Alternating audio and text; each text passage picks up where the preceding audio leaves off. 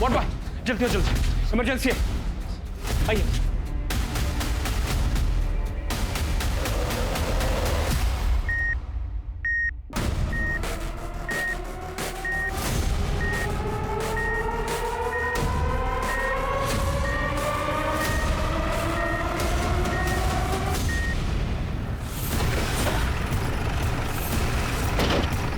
Sir मैंने ही आपको phone किया था। मुकेश जी को हॉस्पिटल लाते वक्त हमने उनका स्टेटमेंट रिकॉर्ड किया, पर इससे पहले कि उनका स्टेटमेंट पूरा होता वो बेहोश हो गए। कहाँ है वो रिकॉर्डिंग? सर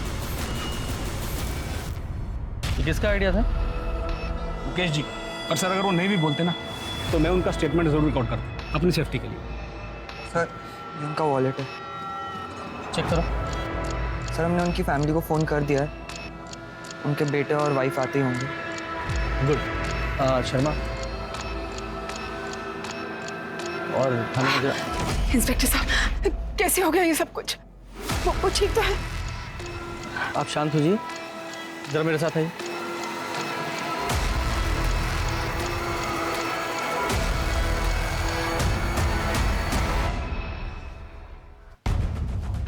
ये मुकेश जी ने अपनी रिकॉर्डिंग में कहा है कि उनके पार्टनर सुरेश और नलिन उन्होंने उन पर हमला किया है।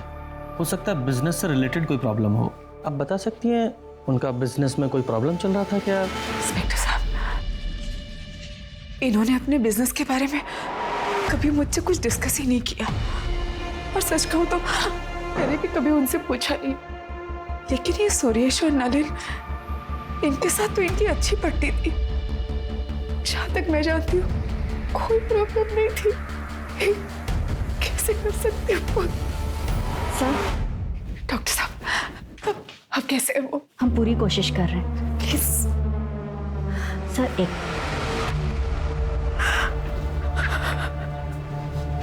ये सब क्या हो गया? सर पेशेंट की कंडीशन काफ़ी क्रिटिकल है, बचने के चांसेस बहुत कम है। अगर आपको स्टेटमेंट लेनी है तो आप बात कर लीजिए। Thank you doctor. Mukesh ji ये देखिए, ये रिकॉर्डिंग देखिए। आप बिना प्रेशर लिए सिर्फ इशारे में बताइए, क्या ये स्टेटमेंट आपने रिकॉर्ड किया अपनी मर्जी से?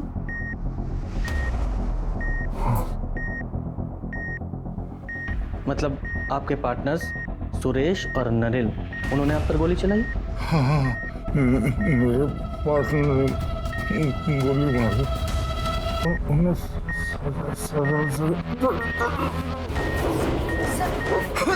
आप बाहर जाइए। नर्स बैग नीचे करो।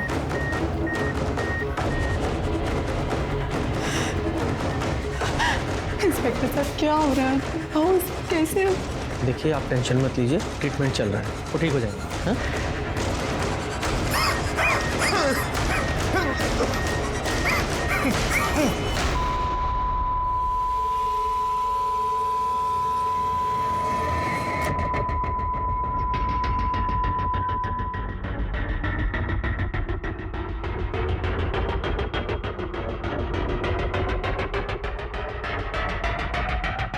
I'm sorry, he's no more.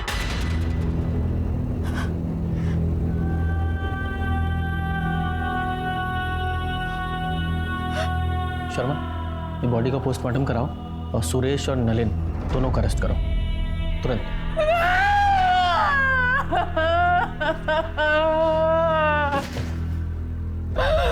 कैसे जा सकते हो?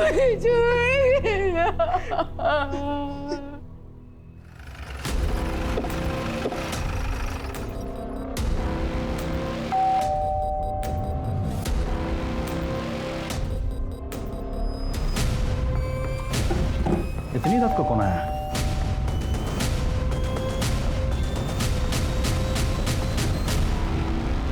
सुरेश गुप्ता। जी मैं ही सुरेश गुप्ता हूँ। और बात क्या है?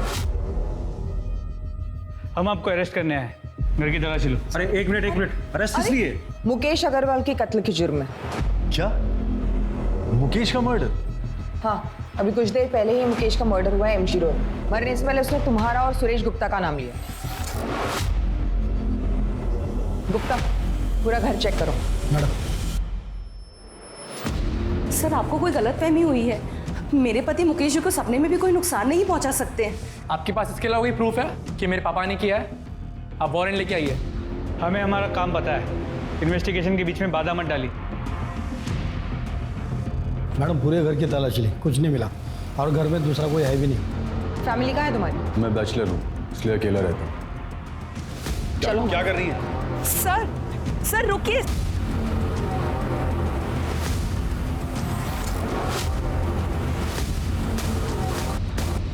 मुकेश का खून तूने किया ना? बोल बोल। मैंने बताया ना, मैंने किसी का खून नहीं किया। आवाज कम कर, झूठ बोल रहा है तू। वीडियो देखा ना तूने? मरता हुआ आदमी झूठ बोलता है क्या? हाँ? लेकिन सर ये कैसे पॉसिबल है? कल रात को मैं अपने बीवी बच्चों के साथ बर्थडे पार्टी में था। मेरे कजन के बेटे की बर्थडे पार्टी थी रेस्टोरेंट में। हमारे अलावा वहाँ 30 लोग और भी शामिल थे। आप चाहे तो उन सबसे पूछ सकते हैं। मैंने कहा ना मैं वहां नहीं था। आवाज नीची करके बात कर। अरे मैडम, मैं कल शाम 8 बजे से सुपर स्पेशलिटी हॉस्पिटल में था। मेरे पापा को हार्ट अटैक हुआ है। मैं रात में 1 बजे निकला हूं वहां से और सीधा अपने घर आया हूं। मैंने अपने क्रेडिट कार्ड से हॉस्पिटल की पेमेंट की है, आप चाहें तो चेक कर सकते हैं। मुकेश ने कहा था कि कंपनी का 10 लाख रुपया तूने हड़पा है, उसका क्या? पैसे हड़पने का तो सवाल ही नहीं होता सर। पैसे मैंने नहीं बल्कि मुकेश ने लिए थे, वो भी पूरे 10 लाख रुपए, अपने दूसरे बिजनेस को बचाने के लिए। उसने कहा था कि वो 6 महीने में सारे पैसे लौटा देगा। इनफैक्ट उसने पोस्ट डेटेड चेक भी दिए थे और ये सारे पॉइंट उसने स्टैम्प पेपर में मेंशन किए थे। और तूने ऐसा क्या किया था मुकेश के साथ जो इससे भी बुरा था? सर मैंने कुछ नहीं किया है, इस बात की मैं कसम खा सकता हूँ। हम तीनों पिछले 15 साल से पार्टनर्स हैं और हमारे बीच में कभी झगड़ा तक नहीं हुआ है। इनफैक्ट हम तीनों तो हर सुख दुख में एक दूसरे के साथ कंधे से कंधा मिलाकर खड़े रहे हैं। ये एलीट बिल्डर हम पे दबाव बना रहे हैं कि ये कंपनी हम उन्हें सेल कर दें, तो तुम लोग अपने अपने शेयर निकाल लो। मुकेश हम पार्टनर्स हैं, हम इकट्ठा मिलकर फाइट करेंगे। हाँ मुकेश, हमें कोई नहीं तोड़ सकता।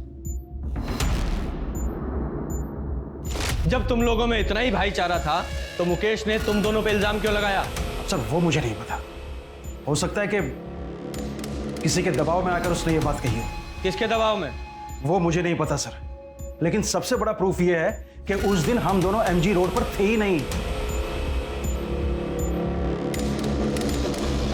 सर सुरेश के बयान को वेरीफाई किया, वो सच कह रहा है। उस रात सच में वो बर्थडे पार्टी के लिए रेस्टोरेंट में गया हुआ था और रेस्टोरेंट के सीसीटीवी कैमरा में वो साफ नजर आ रहा है। रात के 1 बजे वो वहां से अपनी बीवी और बच्चे के साथ निकला था। तो सर चांस ही नहीं है कि रात 12 बजे वो एमजी रोड पे। सर परवेश और कार्तिक को लगभग 12 बजे के आसपास मुकेश एमजी रोड मिला था और उस वक्त नलिन सुपर स्पेशलिटी हॉस्पिटल में था, जहां पर उसने अपना क्रेडिट कार्ड यूज किया था बिल पे करने के लिए। हमने हॉस्पिटल और बैंक दोनों से वेरीफाई किया, इसलिए पॉसिबल ही नहीं है कि वो एमजी रोड गया।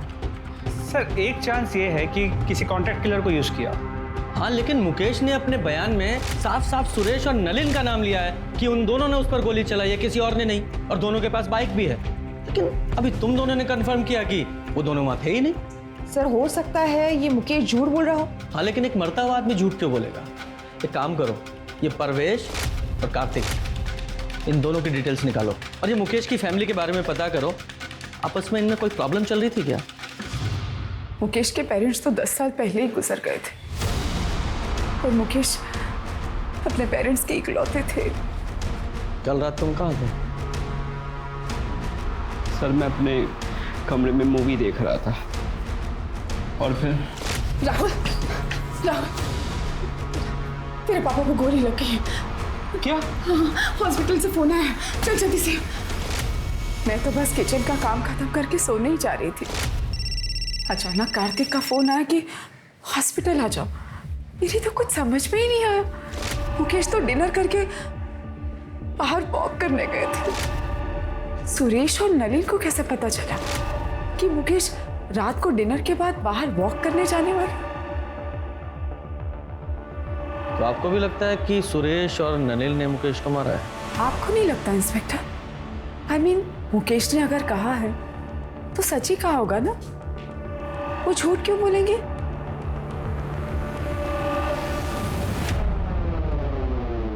सर पोस्टमार्टम रिपोर्ट के हिसाब से मुकेश की मौत एक्सेसिव ब्लीडिंग की वजह से हुई है। सर करीब 10 फीट की दूरी से मुकेश के कंधे पे गोली चलाई गई, तो गोली की ट्रेजेक्टरी नीचे से ऊपर की तरफ है। सर हमने सुरेश और नलिन की स्टोरी वेरीफाई की और दोनों के कॉल रिकॉर्ड्स भी चेक किए। कॉल रिकॉर्ड्स में किसी हिस्ट्री शीटर या कॉन्ट्रैक्ट किलर का कनेक्शन ही निकला। सर शूटिंग का कोई आई विटनेस भी नहीं है और ना ही कोई सीसीटीवी कैमरा उस एरिया में है। रुको, आप ऐसे अंदर नहीं जा सकते। देखिए, अरे रुकिए, मैं please। 2 मिनट ही बात करना चाहती हूँ, प्लीज। इंस्पेक्टर साहब, मुझे पहचाना ना आपने? मुकेश की वाइफ। हाँ हाँ बोलिए। सर, मैंने सुना है कि आप नलिन और सुरेश को छोड़ रहे हैं, क्या ये बात सच है? हेलो।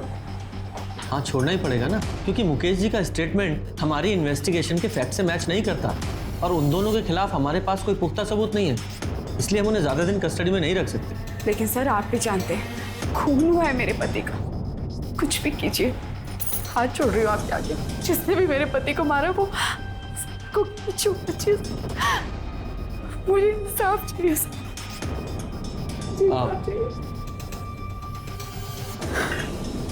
आप बिल्कुल चिंता मत कीजिए, जैसे ही कोई प्रोग्रेस होगी हम आपको इन्फॉर्म करेंगे। Thank you. सर, इस परवेश के बारे में एक इंपॉर्टेंट इन्फॉर्मेशन मिली। ये परवेश ट्रिनिटी बिल्डर्स का मेन लॉयर हुआ करता था 1 साल पहले तक, लेकिन किसी बात को लेकर मुकेश ने उसे कंपनी से निकाल दिया। पर ये बात इस परवेश ने हमसे क्यों छुपाई कि वो मुकेश अग्रवाल को जानता था? सर, आप जो कह रहे हैं वो बिल्कुल ठीक है, पर पता नहीं उस दिन मेरे दिमाग से कैसे निकल गया कि मैं आपको बताता कि मैं मुकेश जी को जानता था। अरे ऐसे कैसे दिमाग से निकल गया? आप खुद एक लॉयर है ना, आपको कम से कम हमसे नहीं छुपाना चाहिए था, हमसे तो सच्चाई बताते हैं। जी बिल्कुल सही, पर मैं ये भी समझ सकता हूँ कि आपको इसकी वजह से मुझ पर शक भी होगा, पर आपका ये शक बेबुनियाद है। उस रात मैं और मेरा बेटा कार्तिक मेरे क्लाइंट के यहाँ शादी अटेंड करके घर वापस लौट रहे थे पवन बाग से। वहाँ से मेरे घर की दूरी करीबन 10 मिनट की थी, मगर लौटते वक्त एक ट्रक की वजह से पूरा रास्ता जाम था, तो हमने बीच का रास्ता लिया, तो हमें करीबन 15 मिनट लगे। और वही रास्ते पर सर मेरे पास वो वेडिंग इनविटेशन कार्ड भी है, ये देखिए सर। सर, आप गनीमत समझिए कि हमने ये वीडियो रिकॉर्ड कर ली, वरना आपको तो हम पर शक होता। अच्छा, एक बात बताइए, मुकेश ने आपको अपने कंपनी से क्यों निकाला था?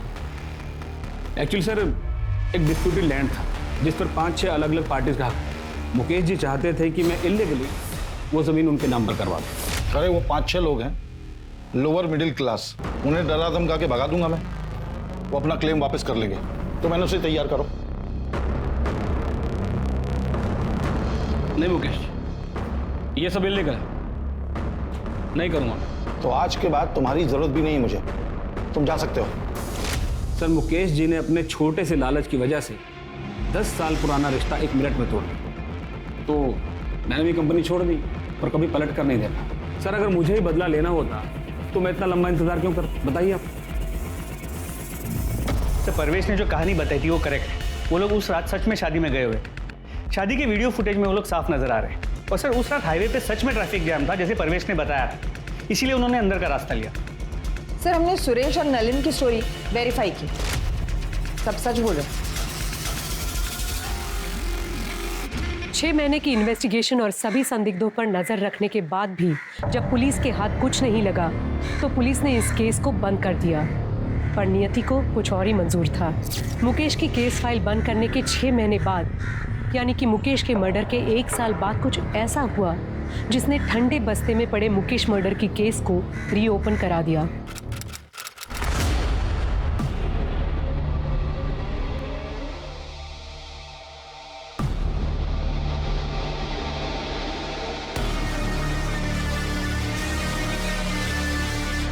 Hello police station.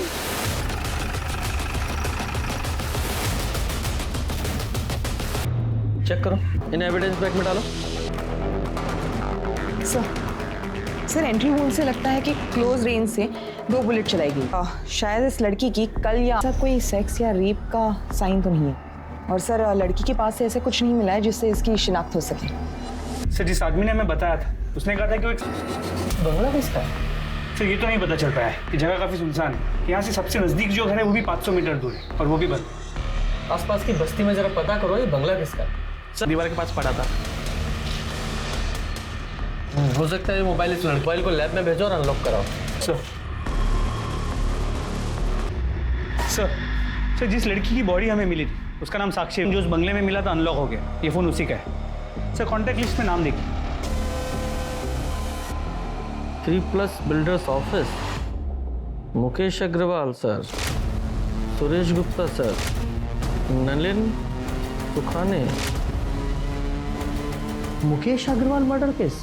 हाँ सर, और जिस बंगलों में हमें साक्षी व्यास की बॉडी मिली वो भी 3+ बिल्डर्स के नाम पर ही रजिस्टर्ड है।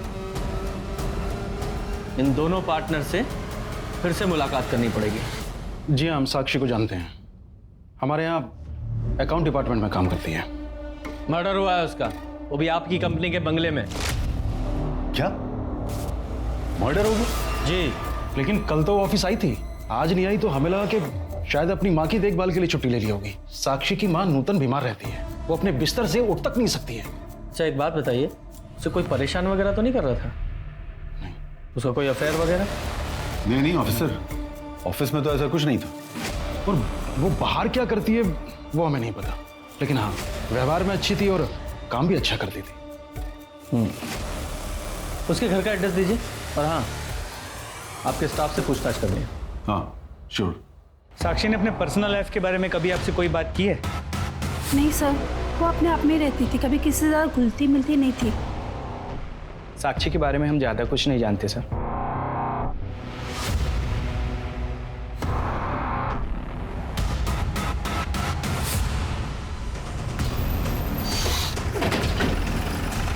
सही है ना?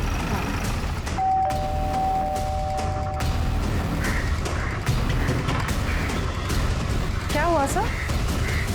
वो हमें साक्षी की माँ से मिलना है। नूतन जी तो बिस्तर पे है और उनकी बेटी साक्षी ऑफिस में होगी। क्या बात है इंस्पेक्टर? साक्षी का मर्डर। हे भगवान, नूतन जी का क्या होगा? साक्षी तो कितनी प्यारी बेटी थी। मेरे पास इमरजेंसी चाबी उन लोगों ने देके रखी है, मैं अभी लेके आती हूँ।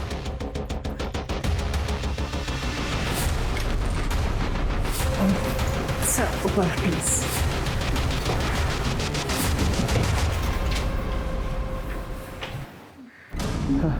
गुप्ता, डॉक्टर को फोन करो। सर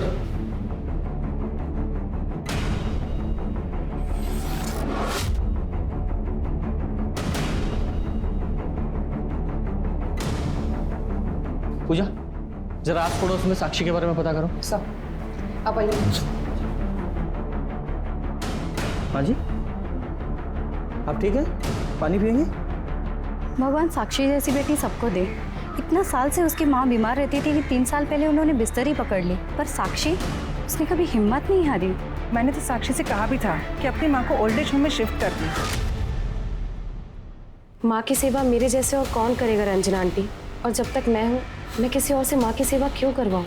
क्या साक्षी को कोई परेशान करता था, या फिर किसी से लड़ाई हुई हो, या फिर उसका कोई अफेयर वगैरह?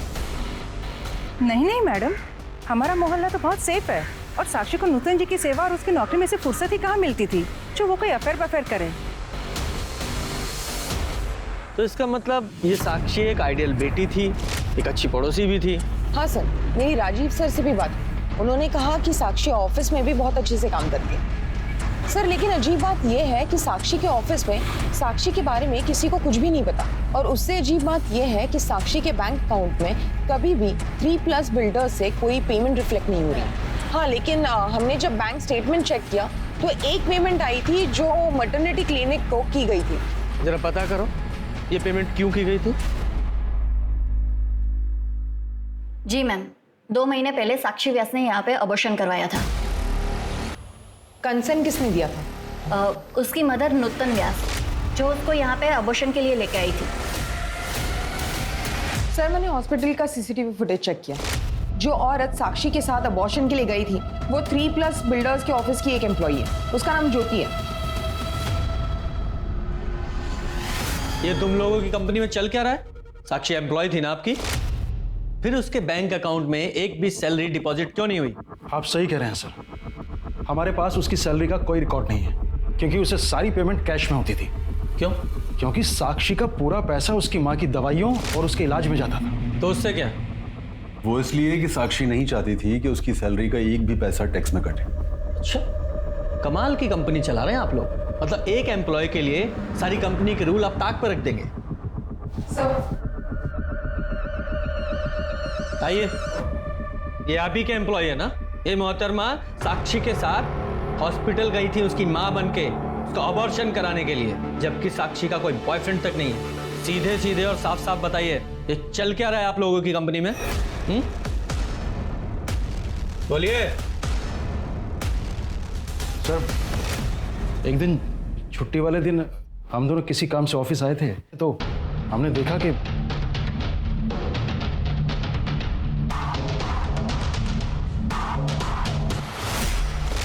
मुकेश ने हमें बताया था कि उसका साक्षी के साथ अफेयर है।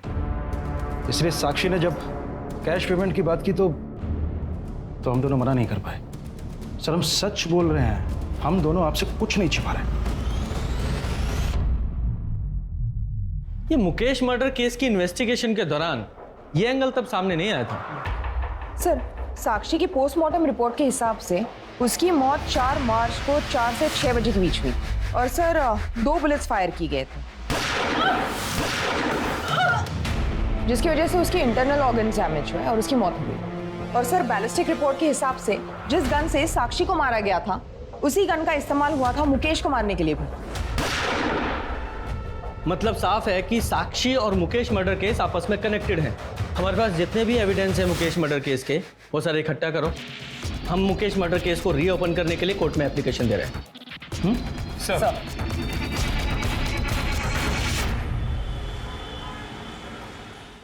सर, कोर्ट ने मुकेश अग्रवाल मर्डर केस को रीओपन करने की मंजूरी दे दी है। Very good. शुरू से शुरू करते हैं। सबसे पहले मुकेश अग्रवाल के घर चलते हैं।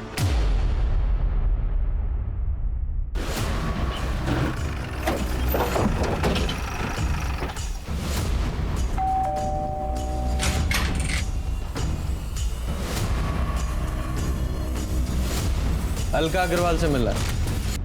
नहीं है, बाहर गई है। तुम कौन हो? नीति अग्रवाल, मुकेश अग्रवाल की बेटी।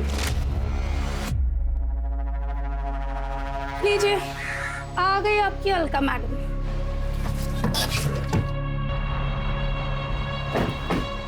आइए, आप ही का इंतजार था। देखिए ना, आपसे मिलने कौन आया। क्या पता भगवान की इच्छा रही तो आज आपको साथ में ले जाओ।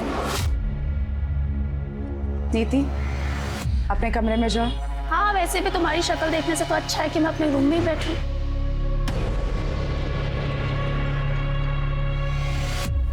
इंस्पेक्टर साहब, नीति के बिहेवियर के लिए मैं आपसे माफ़ी चाहती हूँ। नीति मुकेश और मुकेश की पहली पत्नी प्रेरणा की बेटी है। मुकेश ने प्रेरणा को 6 साल पहले डिवोर्स देके मुझसे शादी कर ली थी, इसीलिए नीति थोड़ा चिढ़ती है मेरे से। तो फिर ये राहुल तो 22 साल का है। दरअसल मुकेश और मेरे रिलेशन के बारे में हमने प्रेरणा को कभी कुछ नहीं बताया था, लेकिन 6 साल पहले प्रेरणा को हमारे रिलेशनशिप के बारे में पता चल गया और प्रेरणा ने मुकेश से डिवोर्स ले लिया। उसके बाद डिवोर्स देकर वो नीति को भी यतीम बनाकर जाने कहाँ चली गई।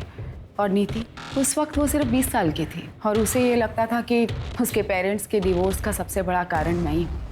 और नीति भी इस सदमे को बर्दाश्त नहीं कर पाई और ड्रग्स में फंसती चली गई।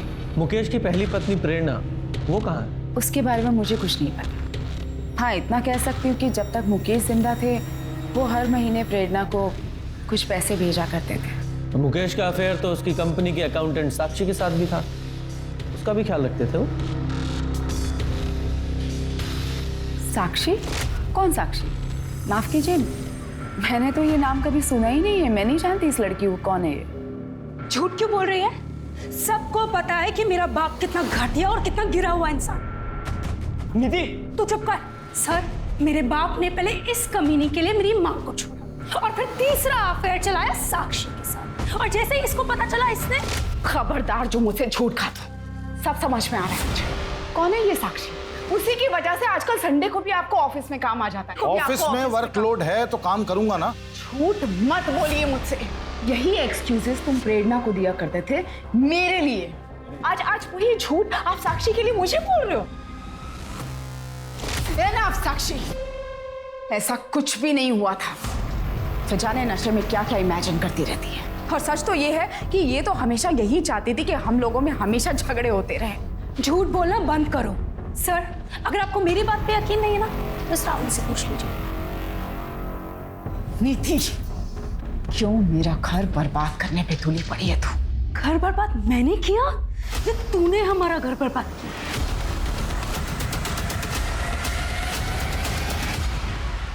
सर मानना पड़ेगा, बड़ी अजीब फैमिली है।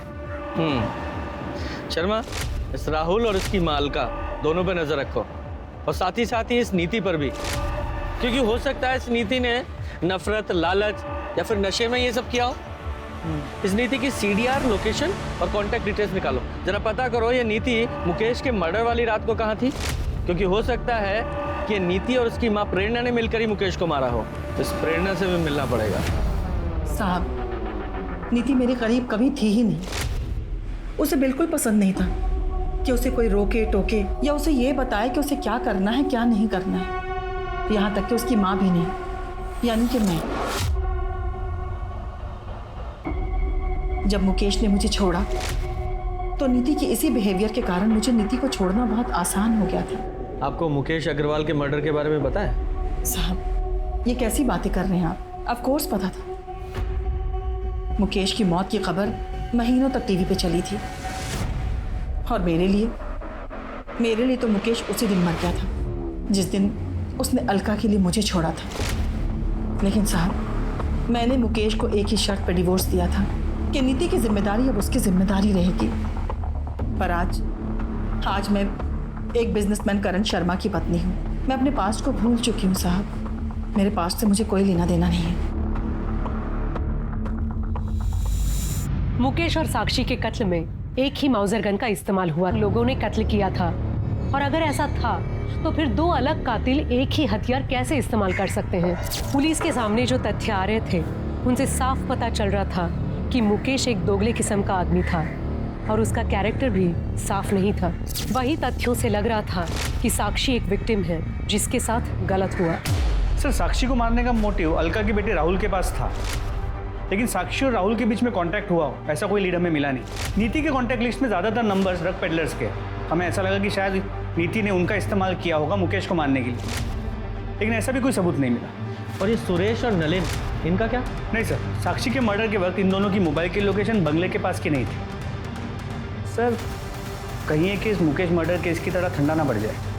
सर, बंगले के पास वाले घर में एक विधवा रहती है, नारायणी। उसने पहले भी एक दो बार साक्षी को उस बंगले में आते हुए देखा था उसके बॉयफ्रेंड के साथ। नारायणी का कहना है कि लड़के की और साक्षी की उम्र लगभग बराबर की होगी, लेकिन वो कह रही थी कि दोनों में बहुत झगड़े होते हैं, और शायद 4 तारीख को जिस दिन साक्षी का मर्डर हुआ उस दिन भी उनकी लड़ाई हुई होगी। बेहतर होगा कि तुम ये जॉब छोड़ दो।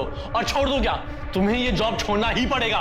मैं नहीं छोड़ूंगी, तुम्हें जो करना है तुम कर लो। तुम ये बिल्कुल अच्छा नहीं कर रही हो। आजकल के बच्चे कितने लड़ते हैं। कहीं ये लव एंगल तो नहीं है? नारायणी ने उस लड़के की शक्ल देखी? हाँ सर। स्केच बनवाओ सर। और शर्मा, तुम साक्षी के कॉल रिकॉर्ड चेक करो, उसमें पता करने की कोशिश करो ये साक्षी किसी लड़के के रेगुलर टच में थी क्या? Sir, excuse me. हेलो, ठीक है सर, नूतन में इसको होश आ गया है, मुझसे बात कर सकते हैं। Very good.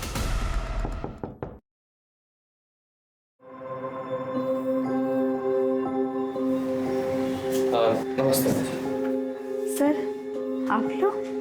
साक्षी कहाँ है? साक्षी ने हमें यहाँ भेजा है।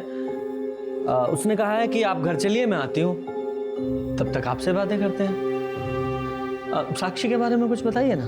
साक्षी तो लगता ही नहीं मेरी बेटी है। उसने माँ की तरह मेरा ख्याल रखा।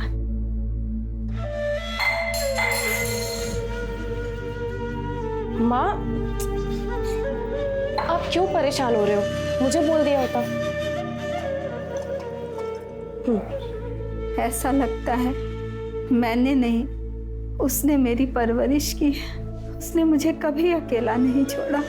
उसके रहते मुझे अपने स्वर्गवास पति की कभी याद नहीं।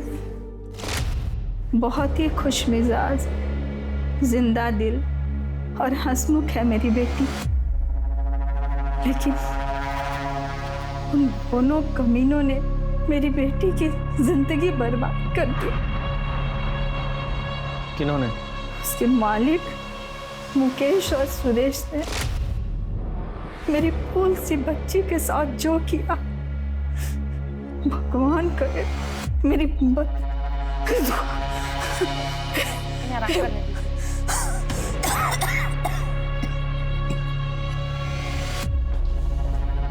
शर्मा, इस सुरेश को अरेस्ट करने की तैयारी करो। बोल, साक्षी को क्यों मारा? नहीं मारा मैंने साक्षी को। ये ऐसे नहीं बताएगा, जरा इसकी और खातिरदारी करो तब बताएगा। नहीं सर, मैं मानता हूँ कि उस दिन जब मैंने साक्षी और मुकेश को साथ में देखा था तो मेरी नीयत खराब हो गई थी। बस मुझे लगा जब वो मुकेश के साथ सो सकती है तो फिर मेरे साथ क्यों नहीं। इसलिए एक दिन मैंने उसे किसी काम में उलझाए रखा, और जब सब ऑफिस से चले गए और उसके और मेरे अलावा ऑफिस में कोई नहीं बचा, तब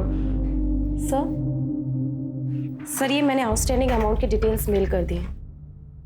सर मैं निकलती हूँ। अरे रुको, इतनी जल्दी क्या जाने की?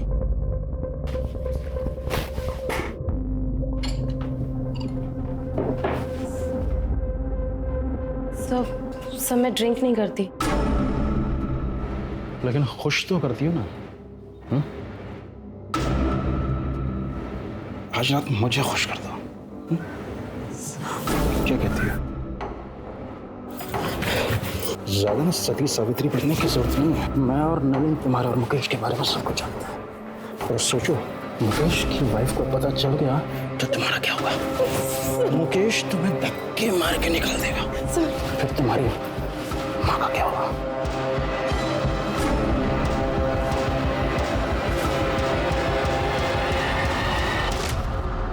सर मैं मानता हूं कि मैंने साक्षी का कई बार फायदा उठाया है, लेकिन मैंने उसे नहीं मारा है सर। एक मजबूर लड़की को उसकी माँ की बीमारी का बहाना बनाकर तूने ब्लैकमेल किया। भले ही ये कंफर्म नहीं हुआ है कि साक्षी को तूने नहीं मारा, लेकिन ये कंफर्म है तूने उसे एक्सप्लॉइट किया। यही रखो इसे।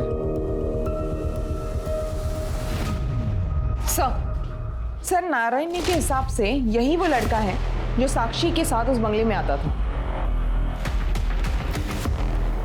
ऐसा लग रहा है देखा है मैंने इसे, पर फिलहाल पहचान में नहीं आ रहा। हाँ देखा। साक्षी के सीडीआर को चेक किया। सुरेश के बेटे आर्यन और साक्षी के बीच कई बार बात हुई, और सबसे इंपॉर्टेंट बात यह है कि साक्षी के मर्डर वाले दिन भी आर्यन ने साक्षी को फोन किया। यस,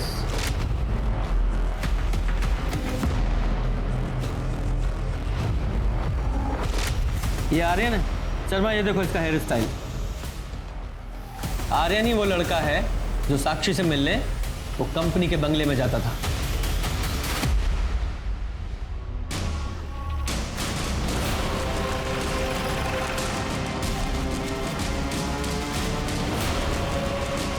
एक सेकेंड, पापा ऑफिस में नहीं है और ना ही नलिन अंकल। तेरे पापा तो ऑलरेडी हमारे मेहमान हैं, और अच्छा है नलिन में यहाँ नहीं है, क्योंकि तेरे से सवाल करते तो खामा-खा अड़ंगा लगाता। क्या? मुझसे सवाल? क्यों?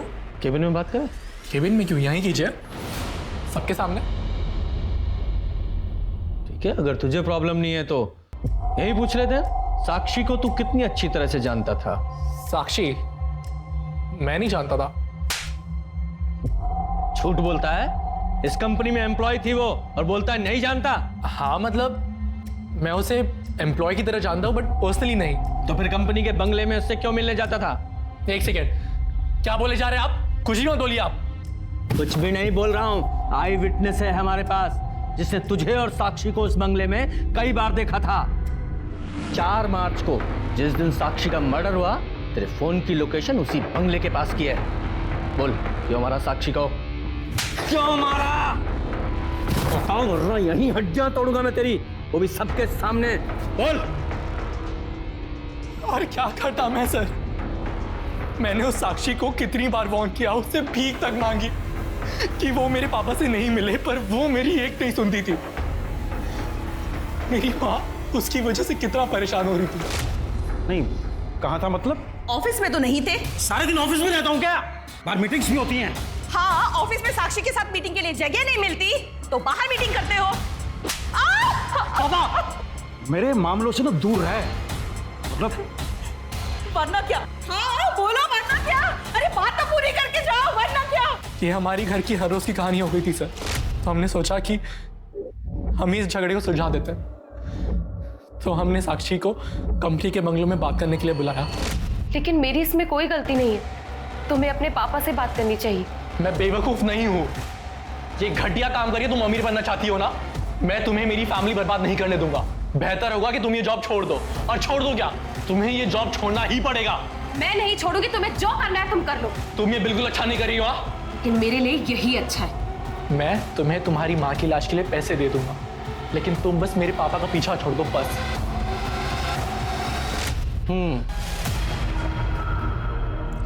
तो उस बंगले के पास में रहने वाली नारायणी को लगा कि तुम दोनों की लड़ाई दो प्यार करने वालों की नोकझोंक है, और तुम दोनों की आपस में लड़ाई हुई थी ना। साक्षी को मुझ पर विश्वास नहीं था। उसे लगता था कि मैं अपना प्रॉमिस नहीं निभाऊंगा, इसलिए उसने पापा से मिलना बंद नहीं किया। दिन पे दिन मेरे घर के हालात और खराब होते जा रहे थे। तो फाइनली मैंने गन का सहारा लिया। गन कहां से मिली? पापा की कार की सीट से। मुकेश अंकल की मौत के अगले दिन जब मैं हर रोज की तरह जॉगिंग पे जा रहा था, पापा बहुत गुस्सा होते अगर उन्हें मालूम पड़ता कि मैंने उनकी गन छुई है। इसलिए मैंने सोचा कि मैं उन्हें बताऊंगा ही नहीं। इसलिए पापा के डर से मैंने उस गन को सेफ जगह छुपा दिया। लेकिन सर स्ट्रेंजली पापा ने कभी उस बारे में जिक्र ही नहीं किया। कभी कभी तो मेरा मन करता था कि मैं पापा को ही मार दूं मैं, लेकिन पापा को मार के मेरी माँ को विधवा बना के सर मेरी प्रॉब्लम सॉल्व नहीं होती। तो मैंने फाइनली सोचा कि मैं एक आखिरी बार साक्षी को मिलता हूँ, और हम फाइनली 4 मार्च को 6 बजे मिले। मैं अंदर नहीं जाऊंगी, तुम्हें जो बोलना है यही बोलो, और मैं इस जगह दोबारा नहीं आऊंगी। ठीक है, तो इसे मेरी फाइनल वार्निंग समझ ले और मेरे बाप से मिलना छोड़ दे। तो तू अपने बाप से क्यों नहीं बोलता कि वो मेरा इस्तेमाल करना छोड़ दे? मैं नहीं बोल सकती क्योंकि वो मेरी जरूरतें पूरी करता है और मैं उसकी। चुप हो जा, झूठ बोल रही है तू। तूने फंसाया मेरे बाप को, पैसों की भूखी है तू। तो अपने बाप से जाकर पूछना, हो सकता है तेरी माँ को ऐसे ही फंसा के लेकर आया हो, जबरदस्ती शादी की हो, और तेरी माँ ने भी उसके साथ पैसों के लिए शादी की हो, है ना? सर मैं किसी गन के बारे में कुछ नहीं जानता हूं, मेरे पास कोई गन नहीं है। झूठ मत बोल, तेरे बेटों को तेरी गन तेरी कार में से मिली थी, और फॉरेंसिक से ये साबित हो चुका है कि वो वही गन थी जिससे मुकेश को मारा गया था। अब झूठ मत बोल और सच बता। मैं सच बोल रहा हूं सर, मुझे नहीं पता कि मेरी कार में गन कहां से आई। सर अगर आप मुझे मारना चाहते हैं तो मार दीजिए, लेकिन मैं सच कह रहा हूं, मुझे नहीं पता कि गन कहां से आई।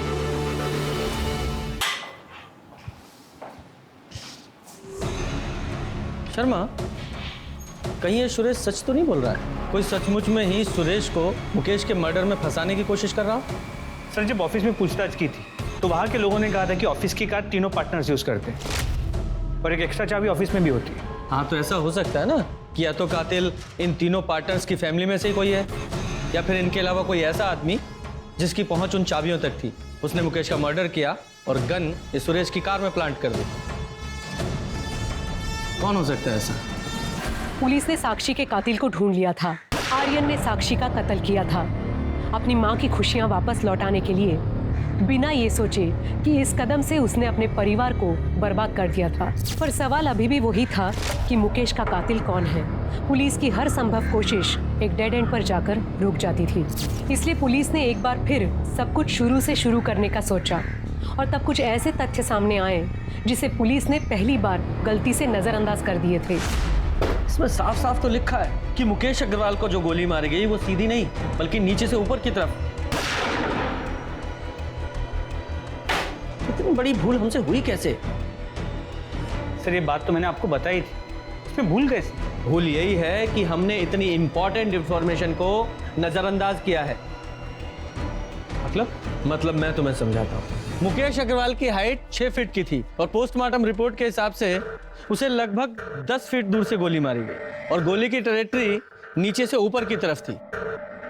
जनरली लोग जब शूट करते हैं तो वो चेस्ट पे निशाना लगाते हैं, लेकिन मुकेश को गोली शोल्डर पे लगी। इसका मतलब वो कोई प्रोफेशनल शूटर नहीं था जो सिर्फ 10 फीट की दूरी से सही निशाना नहीं लगा पाया। शर्मा, जरा शोल्डर को एम करो और शूट करो।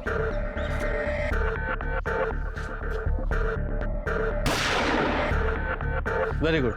गुप्ता, अब तुम वहां जाओ और शोल्डर को एम करके शूट करो। सर।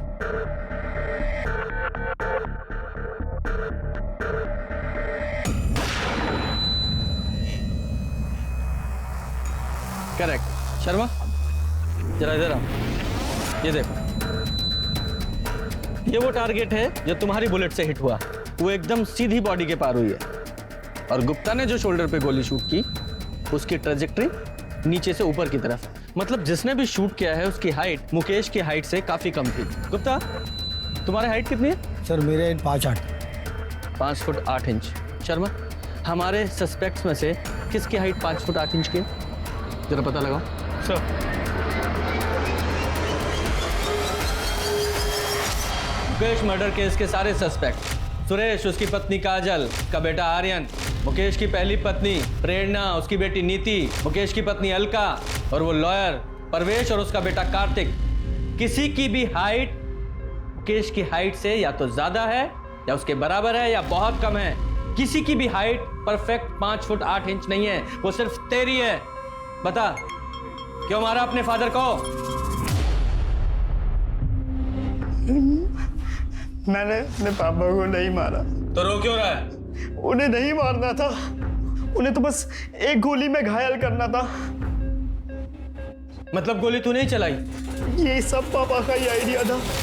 मैं आप पे गोली कैसे चला सकता हूँ? मुझे मारना नहीं है, सिर्फ घायल करना है, ताकि मैं ये इल्जाम सुरेश और नलिन पे लगा सकूं। उन दोनों ने मेरी जिंदगी मुश्किल कर रखी ऑफिस में। एक बार वो दोनों अरेस्ट हो गए ना, पूरी कंपनी हमारी होगी। जिंदगी में इससे बड़ी सिक्योरिटी और क्या होगी? पर साक्षी का क्या? आप उसे छोड़ दोगे ना? हाँ छोड़ दूंगा उसे मैं। प्रॉमिस? हाँ। पापा ने पूरा प्लान तैयार कर लिया था। मेरे पास सुरेश अंकल के कार की डुप्लीकेट चाबी भी थी और मैं वहां चला गया जहां पापा ने मर्डर का प्लान किया था। ये जगह मैंने इसलिए चुनी है कि यहाँ आधी रात को भी ट्रैफिक होता है। हर 5-6 मिनट में कोई ना कोई कार पास होती है। सिटी हॉस्पिटल सिर्फ यहाँ से 10 मिनट की दूरी पे है। और सबसे बड़ी बात, सुरेश का घर यहाँ से सिर्फ 3 किलोमीटर दूर है। पापा मुझे डर लग रहा है बहुत। कर पाऊंगा क्या? नहीं बेटा, मुझे पूरा भरोसा है, तुम कर लो। तो तेरे पापा मुकेश को कैसे पता था कि सुरेश की कार वहां खड़ी है? पापा को पता था कि सुरेश अंकल पार्टी जा रहे हैं और वो पार्टी जाकर जरूर ड्रिंक करेंगे। और सुरेश अंकल जब ड्रिंक करते तो अपनी गाड़ी नहीं चलाते। ये मुकेश का लालच ही था जिसने उसकी सोच पे पर्दा डाल दिया था।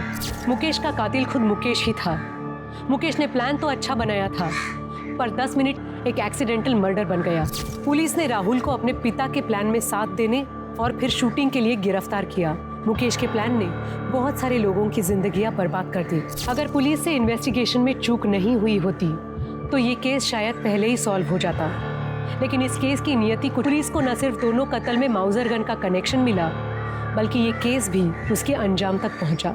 लालच बुरी बला है, संतुष्ट जीवन ही सुखी जीवन का मूल मंत्र है। अब मैं सोनाली कुलकर्णी आपसे विदा लेती हूँ।